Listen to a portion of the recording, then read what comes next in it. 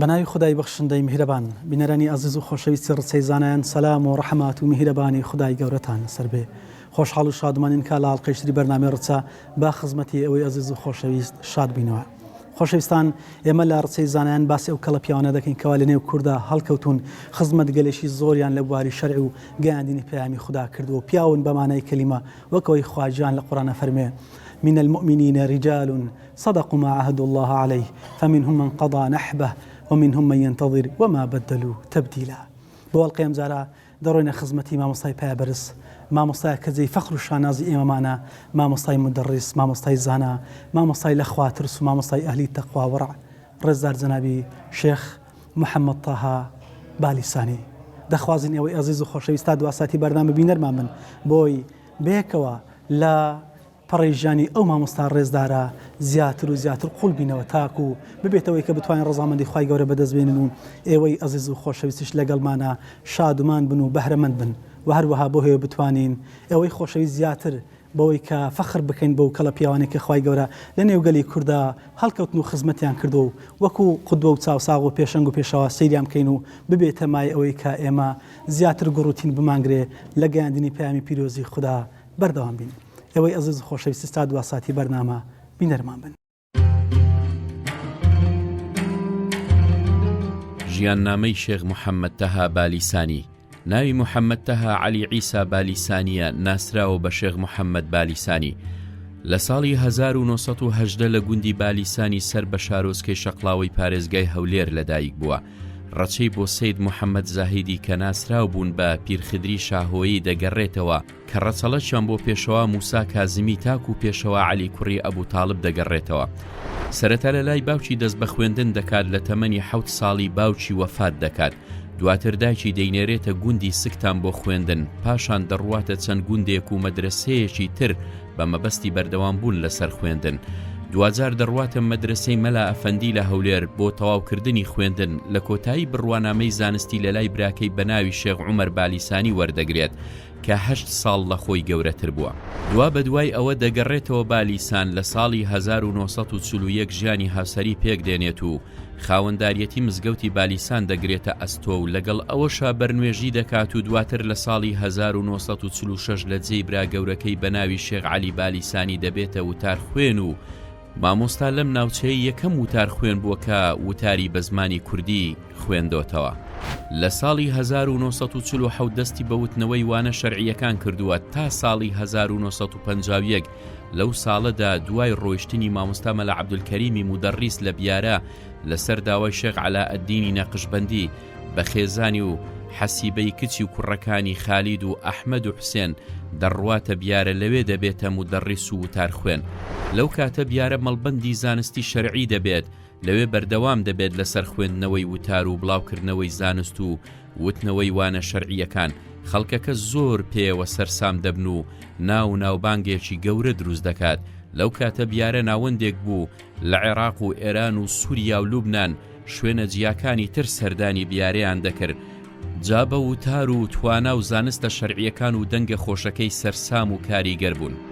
شێخ محەممەد تەها بالیسانی تا وەفاتی شێخ عەلاءەددین نەقشبەندی لە بیارە ماوە کە هاوکات بوو بە ساڵی 1954. ئەگەرچی جێی خۆی لە دڵی خەڵکەکەی کردبووە و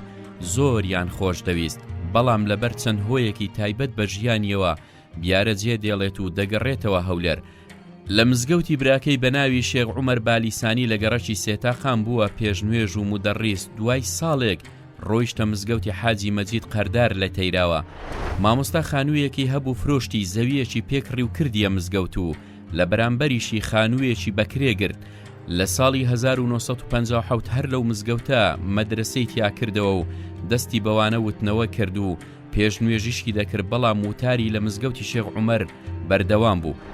لەسەر وەڵامی بۆ دین و بێدەنگ نەبوونی بەرامبەر دەسەڵاتی عەبدولکەریم قاسم و دروستکردنی پیاوانی ئاینی و ساڵاچیەکانی بڕیاری دەست بەسەرکردنی دەردەچێت. بەم هۆیەوە 3 ساڵ دەڕواتە شاخ. دوای نەمانی دەسەڵاتی عەبدولکەریم قاسم دەبێتە پێشنوێژ و وتارخوێن لە مزگەوتی جامیع الکەبیر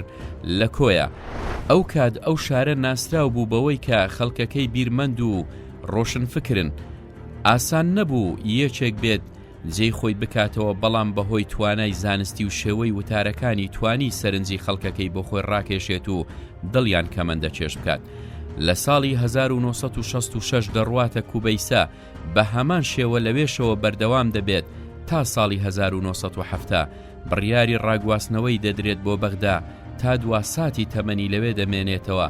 مامۆستای بالیسانی جگە لە تەفسیرەکەی خاوەنی دەیان پەرتوک و دەستنووسە، مامۆستا شێخ محەممەد تەها بالیسانی لە ساڵی 1995 لە تەمەنی 77 ساڵیدا لە شاری بەغدا گیانی دەستپێردرێت و تەرمەکەی لە گۆڕستانی گەیلانی بە خاک دەستپێردرێت.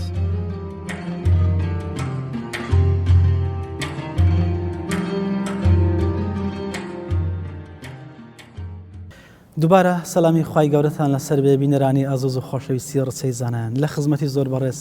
دکتۆر ئەحمەد بالیسانی کوڕ هەم قوتابی مامۆستای خوالی خۆش بێ بەڕێز شێخ محەممەد تاها بالیسانی زیاتر لە پایەی زانستی و ژیانی زەرای مامۆستا قوڵە بینەوە. مامۆستا جان سەلامی خوای گەورەت لەسەر بێ. عەلەیکوم السەلام و ڕەحمەتوڵڵا. سپاس دەکەم. دکتۆر جان ئەگەر پێمان بڵێ جەنابی مامۆستا لەکوێ لەدایک بوو و هەروەها دەستپێشی دراسەتی ئاینی لەکوێ بوو؟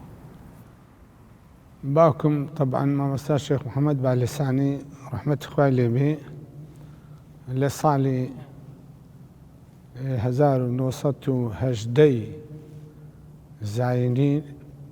لەدایک بووە لە بالیسانێ، لە بالیسانێ لە گەڕەکی مارە شێخان. ئێتر لەوێ لەدایک بووە لەوێ ژیایە و یعنی پاشێ یعنی پاشی ئەوەی ئەمری بوویتە 12 ساڵ،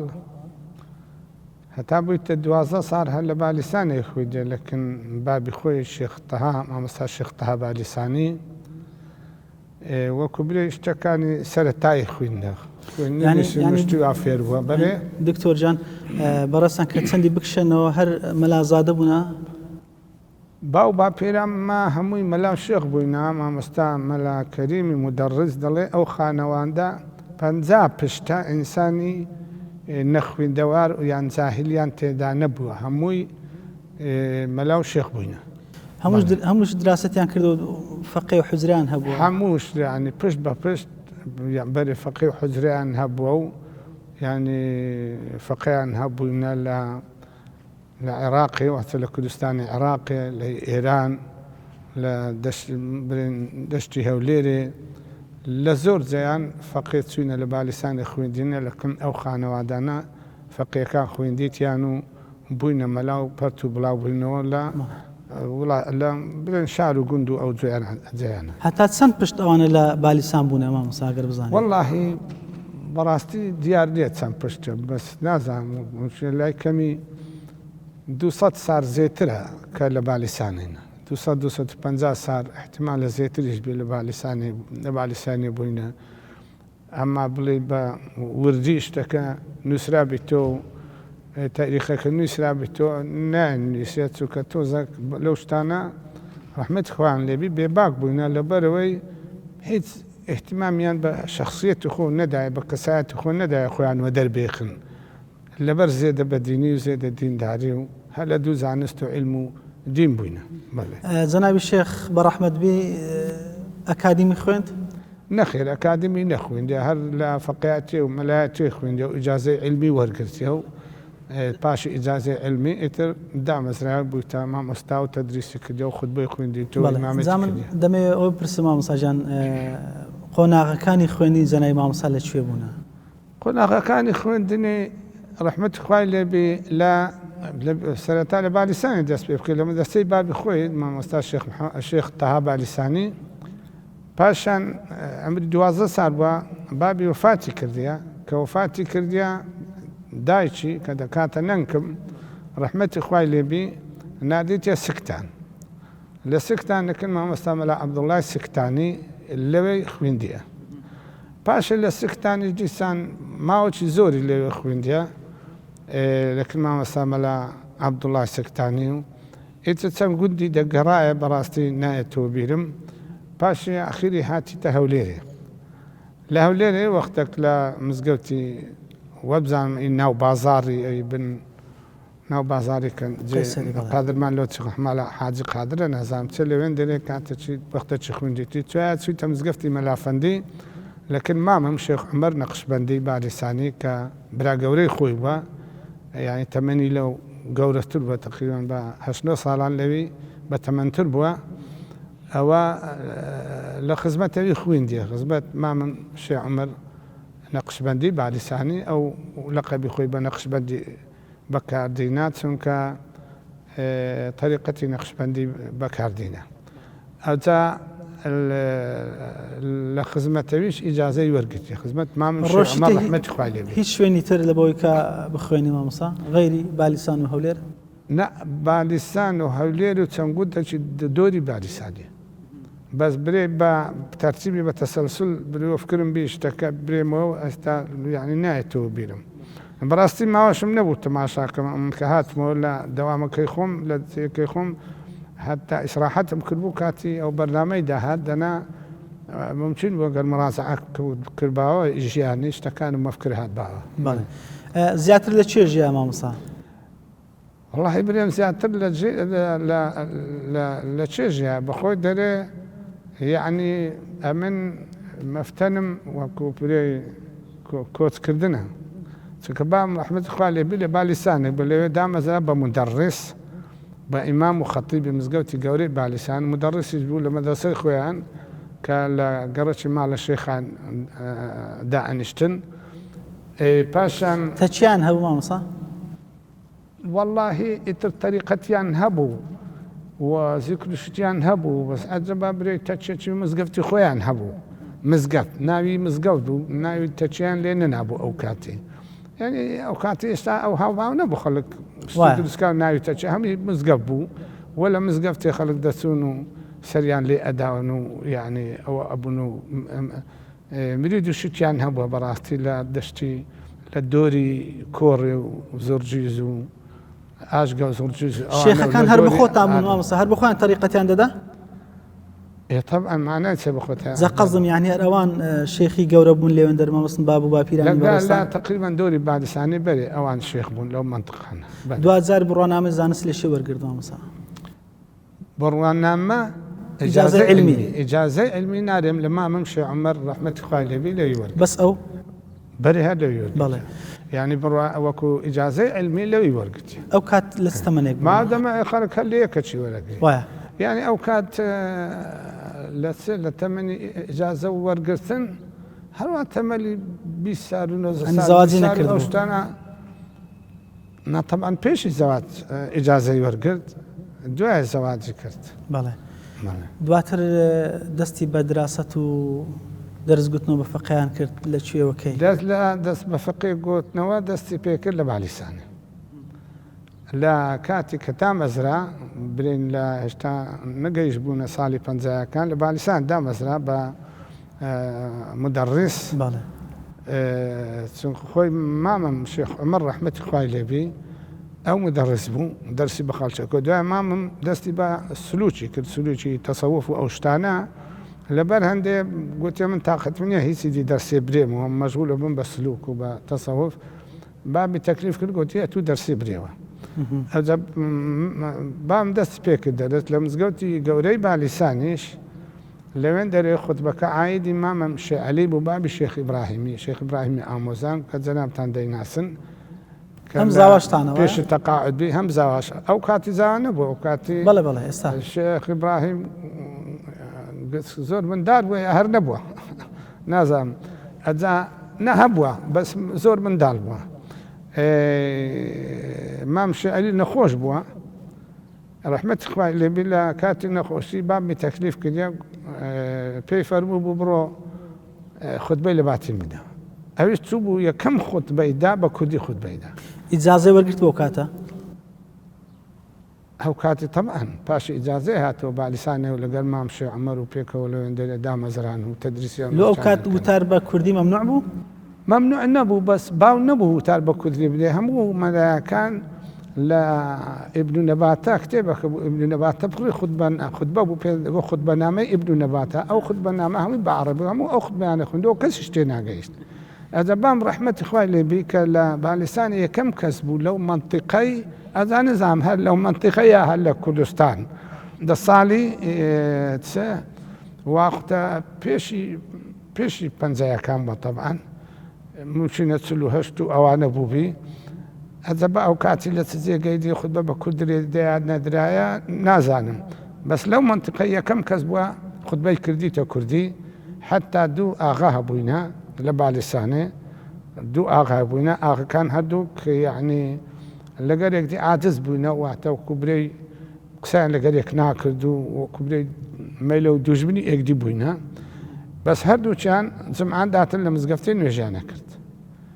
لەبەرچی ئەتر نوێژە و فەرزەوە دەبی بێن و مزگەفتی دیش نەبوو نوێژێ لە بکەن تەنیا ئەو مزگەفتە خودبەی لێ ئەکرا چ دێ نەبوو بستێ برێ هەر یەکە بستە مزگەفتە وتاردان بە کوردی چێشە لەوە دروست نەکرد نا بە عەکسەوە چاکسازی دروست کرد کە بام بە کوردی خوتبەیدا و هەردوو ئاغا لەوێ دانیشت بوون و پاشەوەی خودبەکەی تەواو کرد هەردووچیان هەستان و لۆ یەک دوچون و یەکتریان ماس کرد و ئاش بوونەوە یعنی پێک هاتنەوە کە پێک هاتنەوە هاتنە لای بابم ڕەحمەتی خوای لێبی گوتیان یا دەبی لەنەو پاش هەر ئەتوو خوتبەی بدەی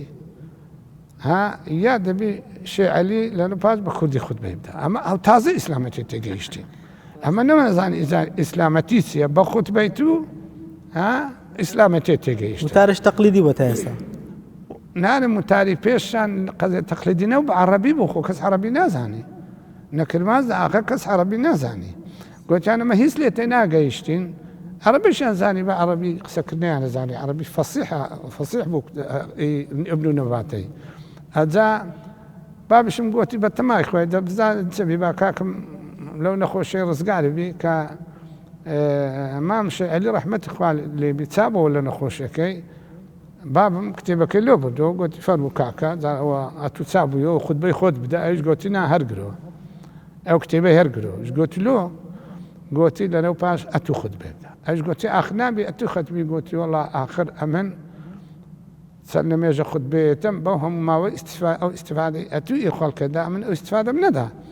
لێ کابی وا باشترە ئەتوو خوتبەی بخوێنەوە ئێجا بابشم پێک و گوتی باشە ئەتوو خوتبەی بخوێنەوە بە کوردی ئەتوو بە کوردی بخوێنەوە تو وەڵی جا ئەم بە کوردی نزانم طبعا ئەوە نیشانەی چ بوو نیشانەی کە مامم شێعەلی ڕەحمەتی خوا لێبی گەورەترین کوڕی ئیباپیرم بووە گەورەترین کوڕ کە فەرق لە بینی و لە بینی بابم احتیمالە یعنی نازانم لایک 15 سال 16 سال هەبووە عمر ئەو جاس ئەو تەوازعی هەبوو وەکو برێی نوکرانە ذات و نەبی برێ کو دەبی ئەو خودبەی بدا هەرە من خودبەی دەم بە عەرەبی بە کوردی نا لەبەر ئەو خزمەتی ئیسلام و زانێ و ئیستیفادەی زۆرترە گوتی نا بڕۆ ئەتوو لەنەو پاش ئەمن لۆتوم لە خۆم پێ خۆشترە جا کوڕشی ناوی محەممەد بوو ڕەحمەتی خوای لێبی مردیە برای گەورەی شێخ ئیبراهیم بوو گوتی تا ئێستا لۆ محەممەدی کوڕی خۆم پێ ناخۆش بوو خوتبەی بدا بەس ئێستا لۆتوم پێ خۆشترە لە خۆشم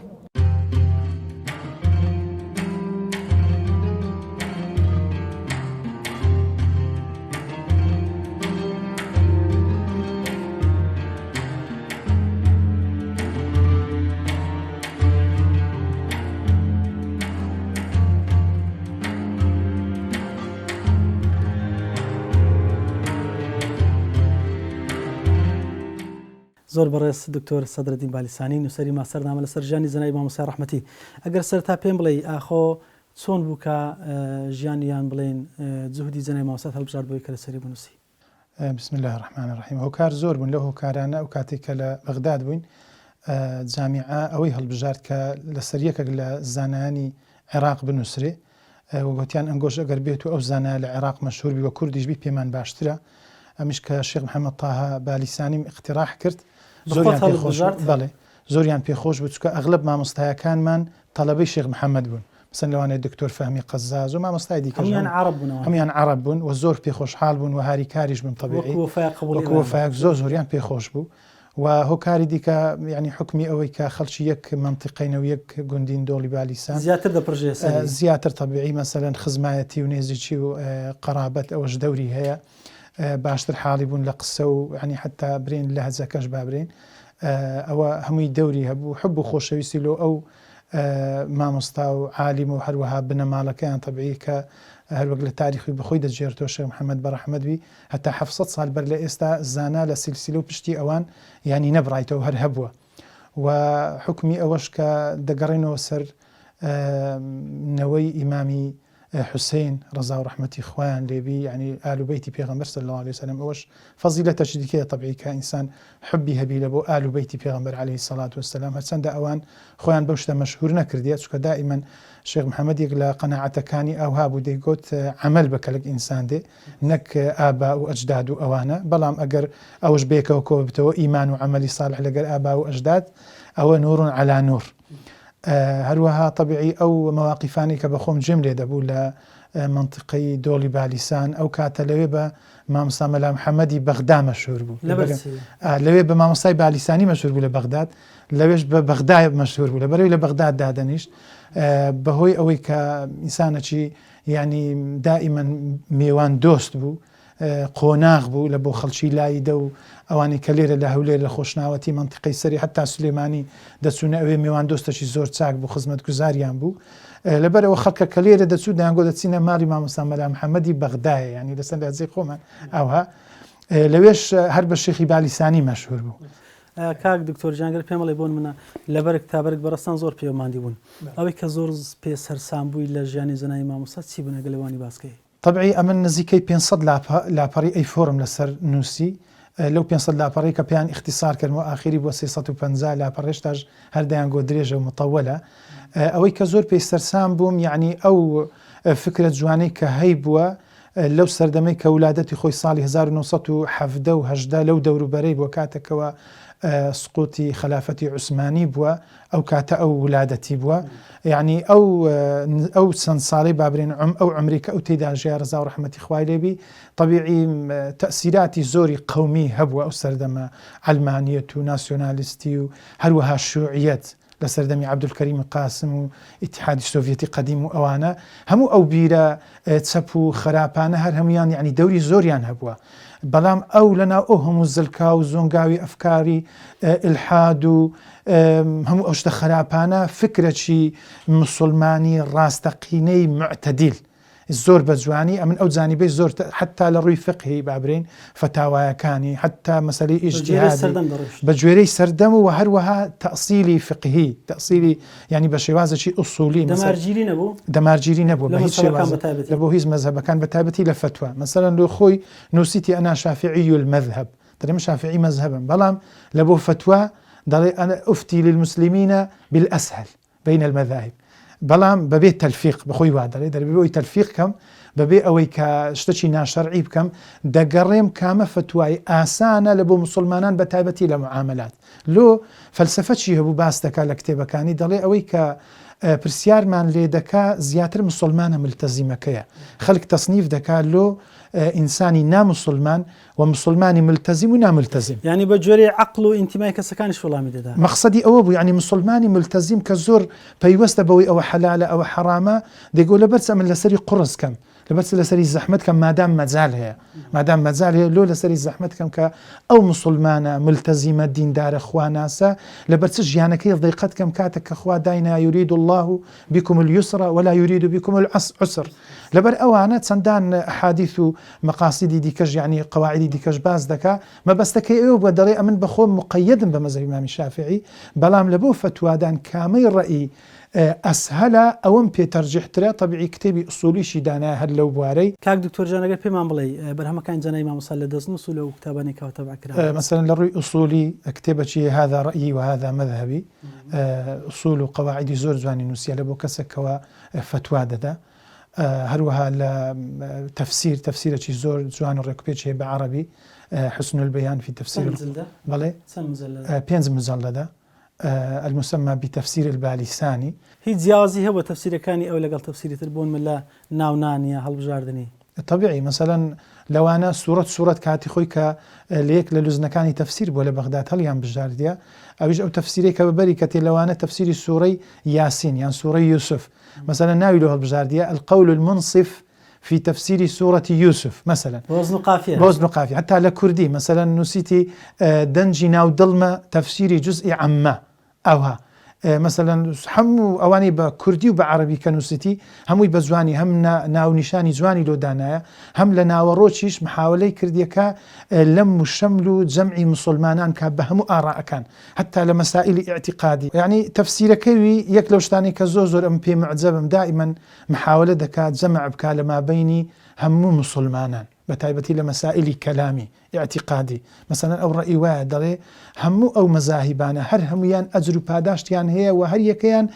بەشێک لە ئیسابەیان تێدایە بەڵام هیوایان هەیە صائبە هەیە ئەسوەبە هەیە ڕاسترە هەیە ڕاست و ڕاستتر هەیە کو لە مەزهب هەیتمان صحیح و ئەصەحمان هەیە ئەوها ڕاجح و ئەرجەحمان هەیە بەو شێوازە ئەوش لەسەر ئەو نەهجە ڕۆیشتێکە مسلمانان جەمعکە و دائما يعني لا تفسيري مثلا لا مذاهبي لا كتاب فقهية كان حتى كتاب فقهي شي زورة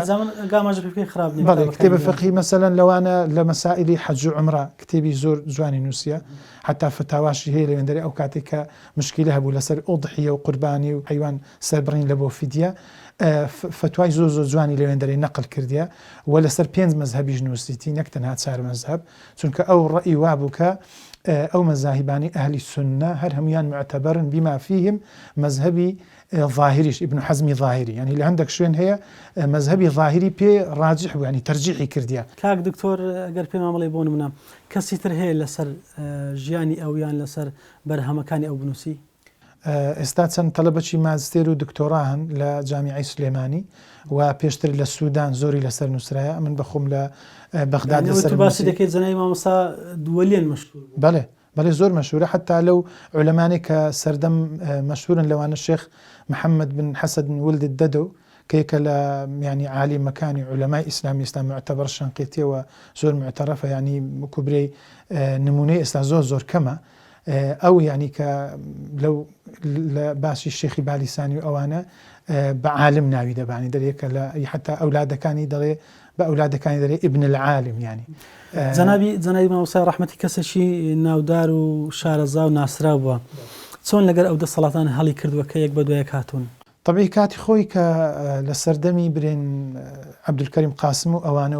هەموو ئەوانەی کە ئەو حکوماتانی بە دوای نیزامەکان بە دوێکی داهاتینە لە عێراق دائما ڕوبەڕوویان بوویتەوە بەوەی کەوا لە دەسەڵاتی دابووەویش لە بەیان و تەبلیغکردن و ڕۆشنکردنەوەی فکری مسلمانان و ئەوانە مسلمانان بە دوای بیری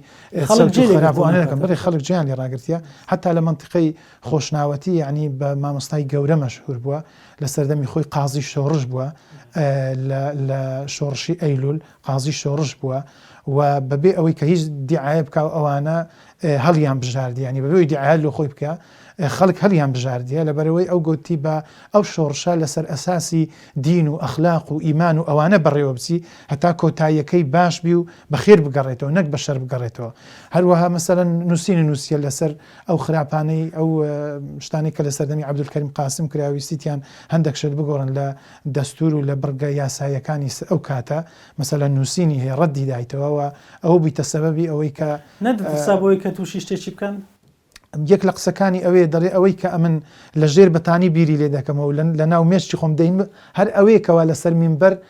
سەدع بە حەقی پێ دەکەم و بڵاوی دەکەم سوای کرد ئەوە بکە طبعی ئیمانەکە ئەو ئیمانی کە خوای گەورە پێی بەخشیەوە ئەو حەقیکەوە هەڵی گرت بوو ئەو علمەیکەوە لە لای بوو و ئەو ڕیسالە و پامێکەوە باب و باپیرانی و هەموو علەما مامۆستانی لەسەر دەستیان فێر ببوو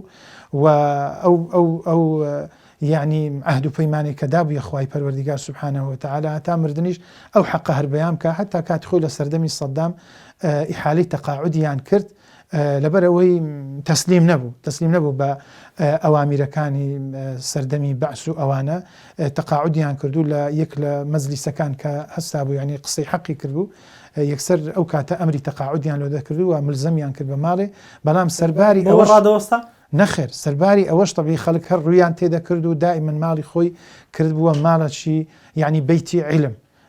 مەجلیسی علم و عولەما و طەلەبە و ئەوانە گەنج و شەباب زۆر دەورەیان لێ دەدا گەنج و شەباب زۆر پێی معجەب بوون لە سەردەمی ئەو کە ئەو سەردەمە دائما هاو تەمەنانی ئەو کەم وابووە یعنی مەرحەبای گەنجیان پێ بکرێ مەسەلەن گەنجی مسەقف و ئالی جامیعات و ئەوانە کەمتر مامۆستایان ڕەحمەتی خۆیان لێبی زیاتر مەسەلەن حوجرایان هەبووە لە حوجرا کە جێیەکی مبارەکە ئەوانە فەقییان پێگەیاندیە بەڵام کەمتر ئەوان توانیتیان کە مەسەلەن گەنج و شەبابی جامیع و زانکۆ ئەوانە لە باوەشی خۆیان بگرن خوای گەورە ئەو ڕەحمەتە و ئەو نیعمەتێدا و بە شێخ محەممەد بالیسانی دکتۆرەگە شتێکمان بێ لە کۆتای لەوانی باسکەی لەسەر ژیان زەنای واسە کە زیاتر پێوە سەرسام و بیت بەڵێ وڵا لەوانە طبعی لە ڕووی ئیجتیماعی کۆمەڵایەتی خەڵک لە منطقەی خۆشناوەتی حتا لە هەولێر کات خۆی لە مزگەفتی بالیسانی بووە بەخۆی ئەو مزگەفتەی دروستکە دێستا کە بەناوی ئەوە لە تەیراوە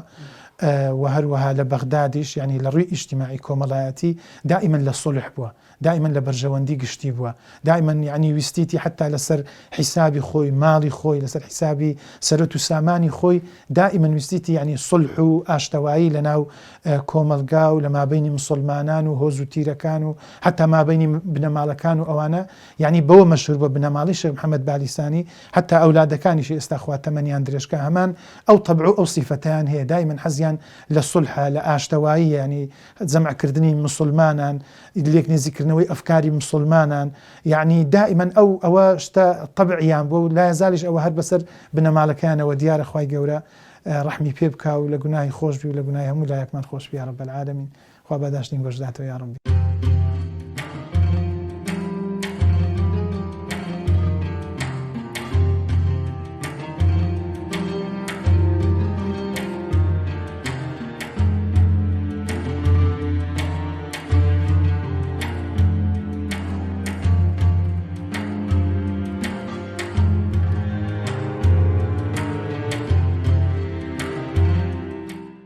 ئەتوو لە دوو ڕوان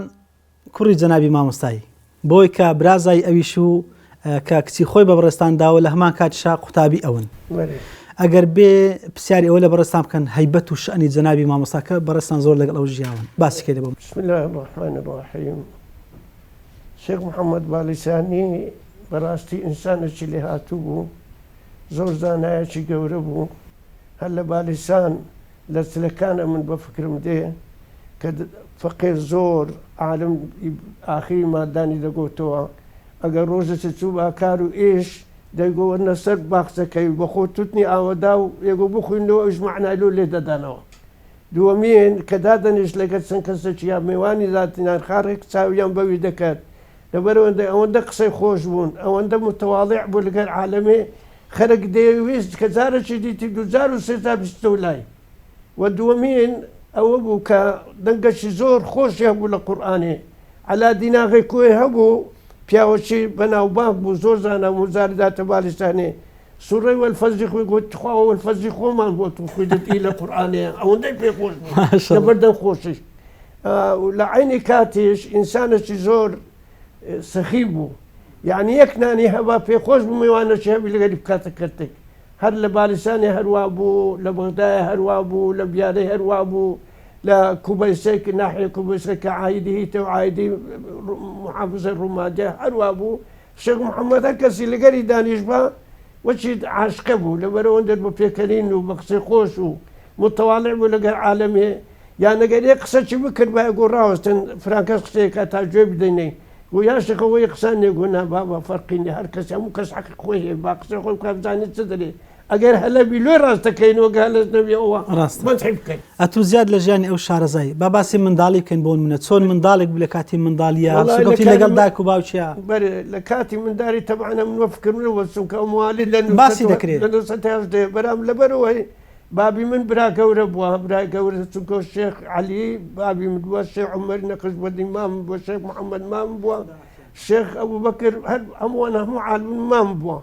گوتیان زەداکەم نەنکەکەی نەنم جێڕایەوە گوتی جارێکی زۆر گریاسوێنم و مارمان لەسەر کەپرێ بوو باخسە هاوینە عادەتی خۆشناوەتی ئەوە بوو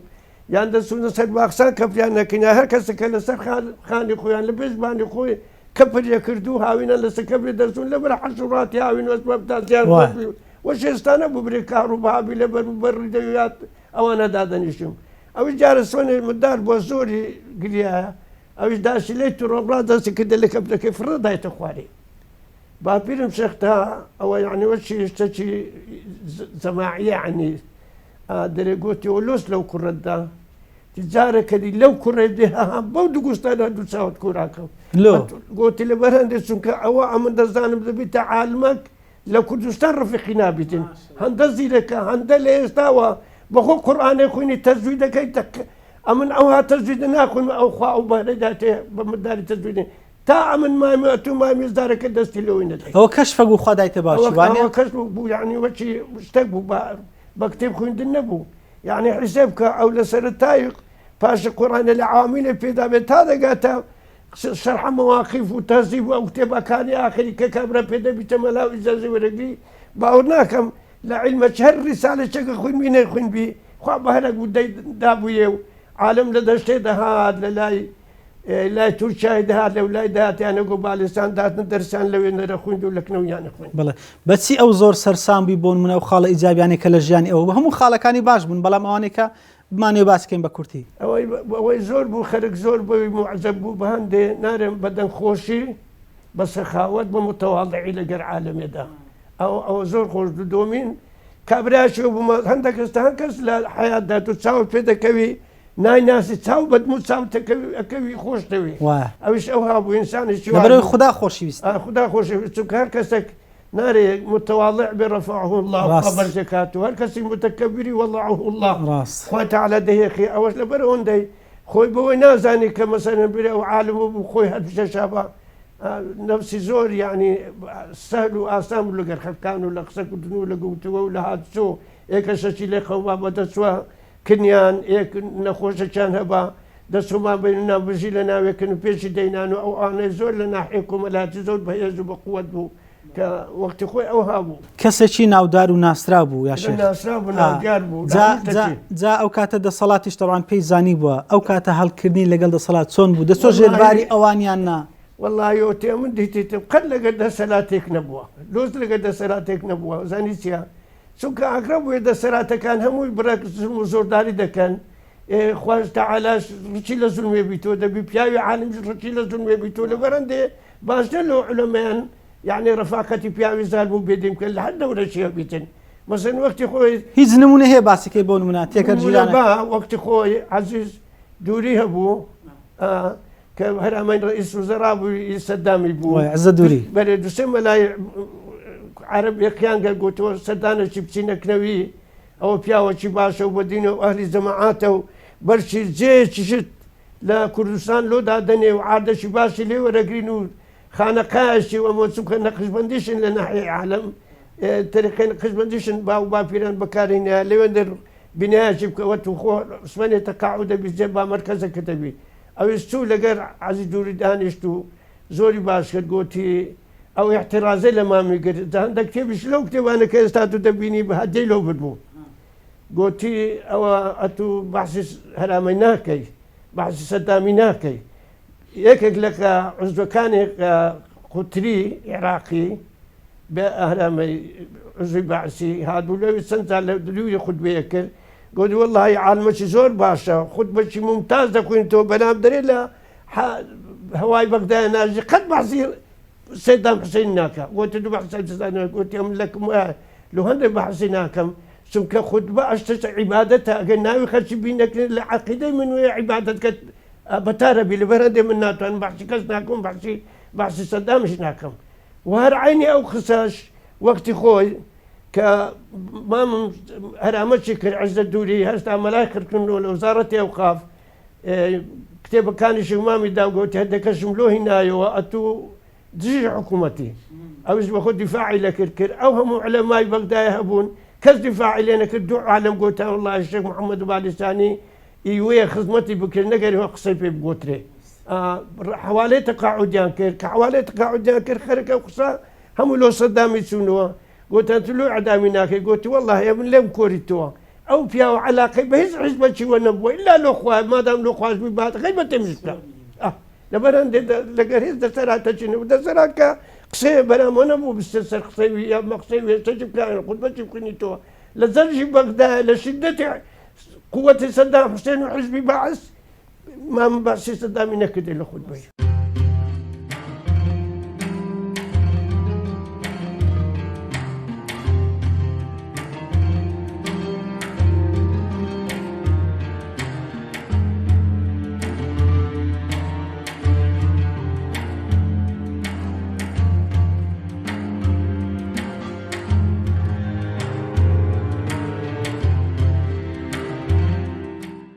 کتێبەکان و دانەرەکان شێخ محەممەد مالیسانی ئەوەی تەبعن لە بەردەستن بیستن بێت لە تەفسیرەکەی بە تەفسیرەکەی کا 21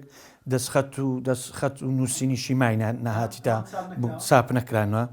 جا یەک لەو کتابانە یوم القیامە في نظر العقل ونخ باس قیامەتە قول العادلە کە سێ ڕیسالە لە خۆ دەگری قوربانی و عەقیقە و باسی تەوحیدی دەرێ مانجی ڕەمەزانێ و جێژنە پێکەوە بی بە عەرەبینە بەرێ هەندێکیش هەیە بە کوردی کە ئەگەینێ لەسەر مەزاهیبی ئەربەعەیە باسی سونخواندیشەخوا بە غەیری خوای تەبارەک وتعالە کە لە قورئانی پیرۆز ئاماژەی بکەوێری فی القورئان مبین یەک لەوان قول وفی شرح لطف الخبرين بناوي عقائدي باليسانية أو كديت الشعر والنظم عقائدي نسفي وشرح شكديا مثلا زوانترين داستان كسيروج قرآن بالشعر أويش حسن كلام في أحكام الصلاة أوش باسي الصلوات لسبي غنبريا صلى الله عليه وسلم قول المعطاء في أحكام الدعاء أوش باسي الدعاء وتأثير شروط كان قبولي حسن الانتباه في تفسير الزو قد سمع الله أوش تفسير الزو قد سمع بعربي كأوش هر بشكل تفسيري بس هر يك بمناسبك يعني بسجع بناوتشي لو دانايا دوائل تفسير كي دانايا مثلا كيف تحج وكيف تعتمر لسما مذاهب أربعة شون حجكي شون عمركي بكرديكشي هي مذاهب أربعة شي باس كدي ولا سر ابن حزم بفكر ما ساري هشتا كان كتابي منهج ابن حزم ناردي بهدي لو بام كيساش موجوده باشين ياري بو كردواري اوش لدوخ او دغريتوا تفسير سوره فاتحه ولقر باسي تجويد قرآنك مثلا الشعر الحلال في التضرع إلى الله المتعال مناجات إخوائك بالشعر بشعر عربي تسوكا لقبش الشعر بناوي داعي بوبخوي لقبش هو يعني بالشعر قول المقبول في معجزات الرسول أوش باسي معجزي بيغمبريك صلى الله عليه وسلم كرامتي أوليانو باسي الشعر والشعوذة واستدراج شكا كأواني حسابك لخوارق العادة بالنسبة معجزة وكرامة أوش قول المنصف تفسير السورة يوسفاوي شرب عربي كأويش بشكل تفسيري بس بيش تفسيري طبع بو عنواني تفهيم الأمة هي تفسير زعماء وبكرديكشي هي هر بس استا للامانيا وموجود نيا سراي روناتشي بو رقاي باتشي أويش سي برتوكا ككتابة بتني طبع كده رولي برولي لو كرة قوركي دانايا وشي إمامي غزالي أيها الولد لو نصيحة كدن لو كوري قوري أجا أو برتوكش بتني هي ولا قروش هي تسري روناتشي وشيش إمامي نووي تسل حديثي شرح كديو أو يديكش همو الشعري كرديا يعني لو مولود وقصائد مدح سناي بيغمبري صلى الله عليه وسلم تدايا أواني دكتور أحمد باليساني خريكة بس بري أو هر محاولة كان كبربرة داخلي كمبيوتر بكانوا إن شاء الله يعني طبع بي ويكلو عن قول الأسنى في أسماء الله الحسنى أوش باسي أسماء الله الحسنى سراي روناتشش قوتمان بو رقاي باتشي باندي همو نصيحتا شعري لسا بيغمبري صلى الله عليه وسلم والرولي بروري وكتابة دي شيء أواني موجودين قول المقبول في تفسيري يعني قول المبارك في تفسير جزء تبارك بتني هي هذا رأيي وهذا مذهبي هي لقر كتابة كش باسمان كد قوتمان بكردي تفسيري جزء عمي هي أو بالنسبة كتابة كاني بوكا أوي لبردسنو طبع كراينة وأواني ديش قوتمان دسختو دسنوسا بلام لهميان مشهورتر تفسيرك هي كبناوي حسن البيان في تفسير القرآن كنسرية تفسيري باليسان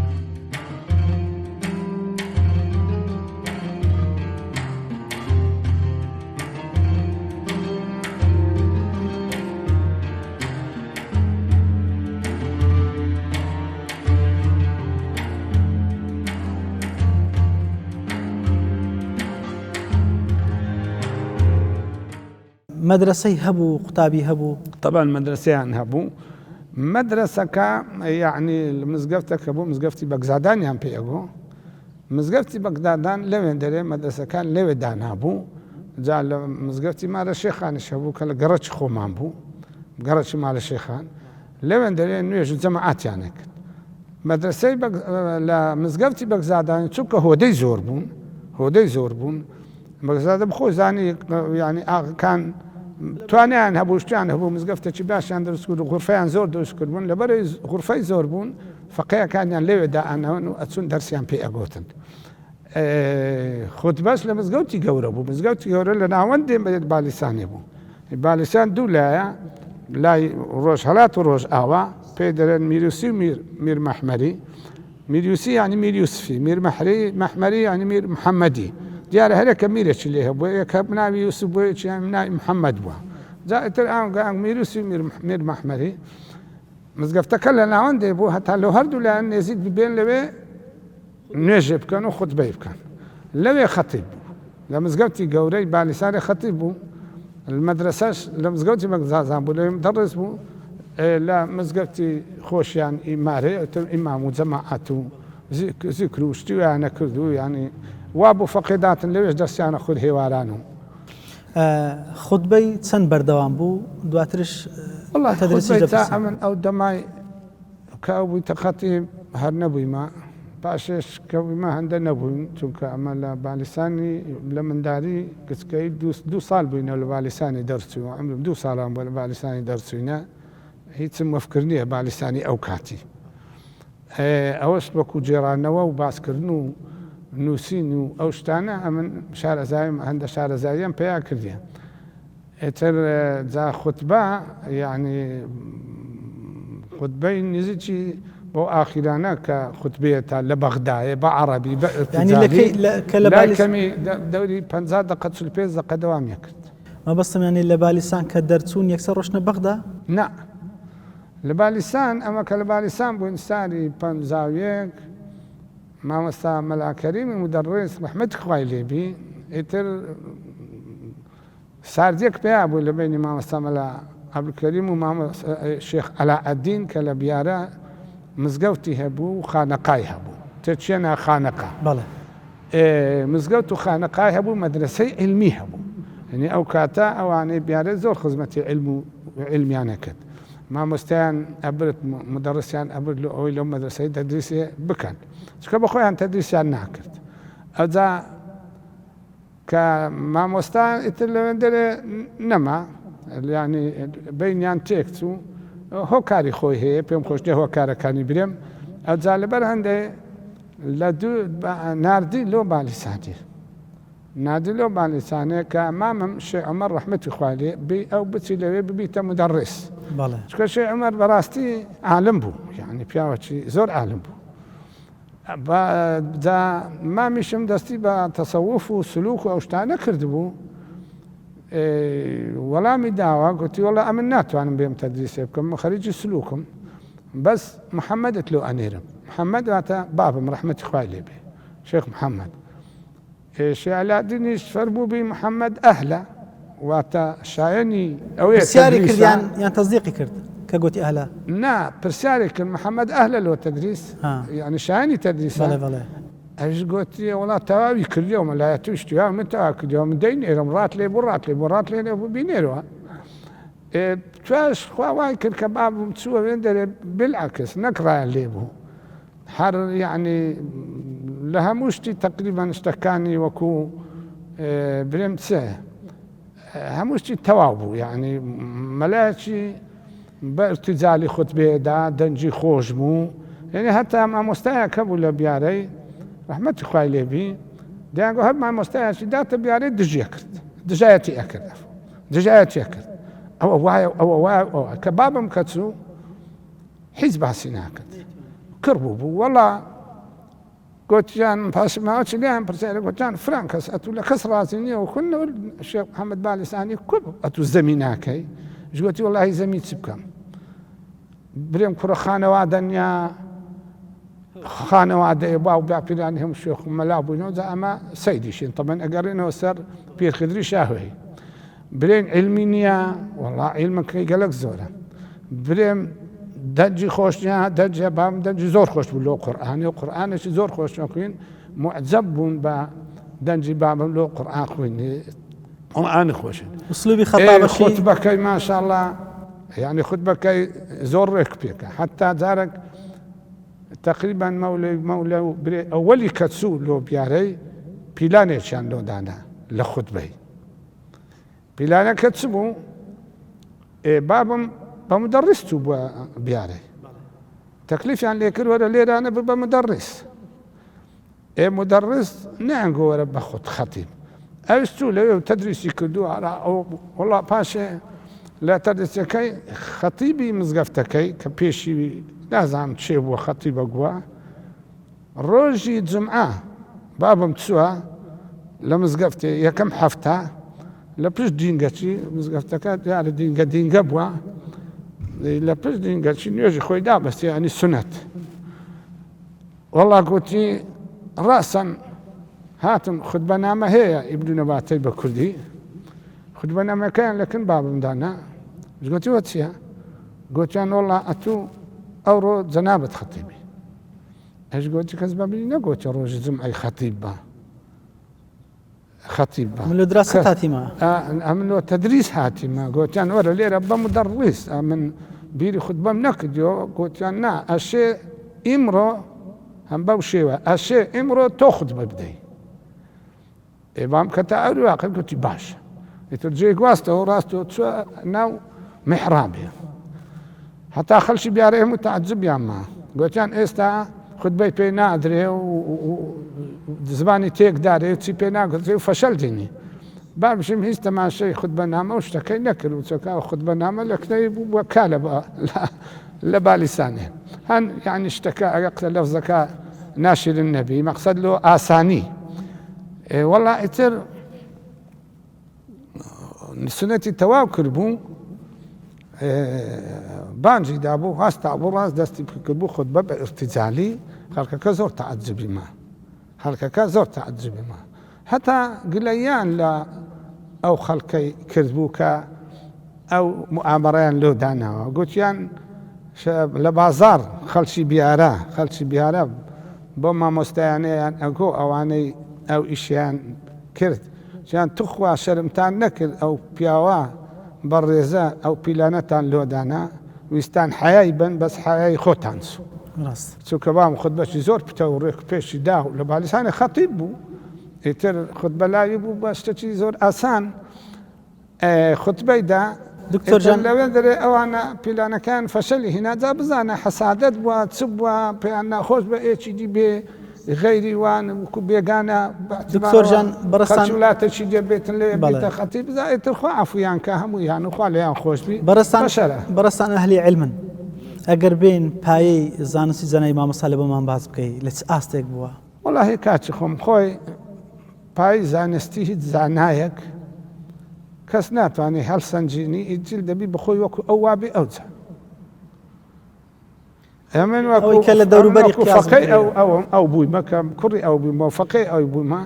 یعنی چۆن هەسم عادەتەن مەسەلەن یەکەکە لە بڕۆ لە کۆلێج و لە مەدرسەکان و لە قوتابخانەکان و ناوفەقیان یەکەکە یەکچی ئیمتیحانەکە و خوێندی هەلە سەنجێنی دەبێت بخۆی عالەمتر بی لەو شەخصەی ئەوە قسەی خۆم نییە قسەی باب بە ڕەحمەتی خوا لێبی چونکە بابێن کە لە شێستەکان نەقل بوو چوونە کوبەیسەی بیستووە وەڵا لە کوبەیسەی گارەگار بوو لە بینی ئەو خاڵکانە هەندێک تابعی ئیبن تەیمیە بوون و هەندێک سۆفی بوون و هەندێک قسەیان بە ئیبن عەرەبی دەگوت و ئیبن عەرەبی سۆفی کۆن هەندێک قسەیان بە ئیبن تەیمیە دەگوت و هەندێک وەڵا بابیشم خڕی کردنەوە داینیان کوتی بابە ئێوە ئەنگۆ زۆر هەڵەنە زۆر غەڵەتن هەردوو لا غەڵەتن ئەنگۆ قەپانێکی چێشی شتت میزانێکی بینی برێ ئەو میزانە 10 کیلۆ لەسەر دەچێشی تەنیا 10 کیلۆ چێشی 50 کیلۆ لەسەردا میزانەکە ئەشچێ قبول ناکە ئەنگۆ ئەو میزانە نین عەقڵتان ئەو میزانە نییە بچن ئیبن عەرەبی ئەو عالمە گەورە یان تەیمیە ئەو عالمە گەورە ئەنگۆ ئەوەیان بکەن یعنی وەزنیان بکەن ئەوانە بەنگۆ وەزن ناکرێ بڕۆن ببنە عالم وەکوانتان لێ پێ ئەوجا دەزانن هەردووک حەقن مامۆستا قەوسەک ئەوە لێرە دەرسەشنە لە بۆ ئێمەمان لە ئێستاکەش بە هەمان شێوە قسە لەسەر هەندە زانە دەکرێت کەسەکان هیچ ئاسمستەوایە ئەوەیە دەبینی برادەر هەیە مەسەلەن هیچ فێر نەبووە هەندێک معلوماتێکی کەمی ئیسلامی وەرگرتێ یا کتێبێکی مامۆستایەکی خوێندەوە پێ معجەب بووە پێچی مامۆستایەکی معجەب بووە یەک دوو مامۆستا خاسەنەوەی لەو زمانی زۆر لە تەلەڤیزیۆن دەرس و باون و فتوایانە دەن و برێنسی وتاریە دەن و چونکە ئێستا وەکو دەرێ ئەسبحەت الدنيا كالقرية الواحدة دنیا هەموو وەکو یەک گوندی لێ هاتووە یعنی ئەتو دوانتوانی لە تەلەڤیزیۆن سەتەلایە جێ بدە هەموو مەلایەکانی دنیا ئەگە عەرەبە ئەگە کوردە ئەگە فارسە ئەگەر هەر ملەتێک بی هەر ملەتێک بی ئەدا مەلای مسری بی حیجازی بی ینی ئێرەی بی هەوە هەموو جا هەر کەسە معجبە بە مەلایەتی و قسەی لێ ئەگری ئێ مامۆستایان نێش طبعاً هەر کەسەوا دەبی مەذهبی جودایە و خەتی جودایە ئەخە بەس ناکرێت بەرامبەرەکەی زەربی سفرەکەمان جا لێرەدا ئەوە متەئەسیرە بی بۆەوەی کە پێی متەئەسیر بوو ڕای لێ بوو معجب بی پێی بەزەوەی پێمەلایە ئەجا لێرەدا خەڵکەکە بەخۆشی ئەو خوێندەواریەی نییە بزانی ئەوە لەسەر چ بنەمایەکی قسەکە ئەویدی لەسەر چ بنەمایەکی قسەکە ئەسوولی ئەوەی چێ ئوسولی ئەوە چێ ئەو ها فەرز ناکە معجبە بە قسەوە کاوە بە قسەویدی غەرەتە ئەو جا چەند شتێکیش فێرێ بی ئیتر ڕخنە لە مامۆستایانێکگری وڵا فلان مامۆستا شێخ لێرە چمان پێ دەڵێت سەبارەت بە موقیفانە شێخی ڕەحمەتی باوکت بابم ڕەحمەتی خوای لێبێ دەیگوت نابێ هەموو کەس هەموو زانایەکی ئاینی بەناوبانگ لە مێژووە هەمویان هەر کەسە لەسەر بنەمای خۆی حەقە بڕۆ بنەمایەکەی تێبگەل و ئەو قسەی کردی و بە گوێرەی زمانی خۆی حەق بووە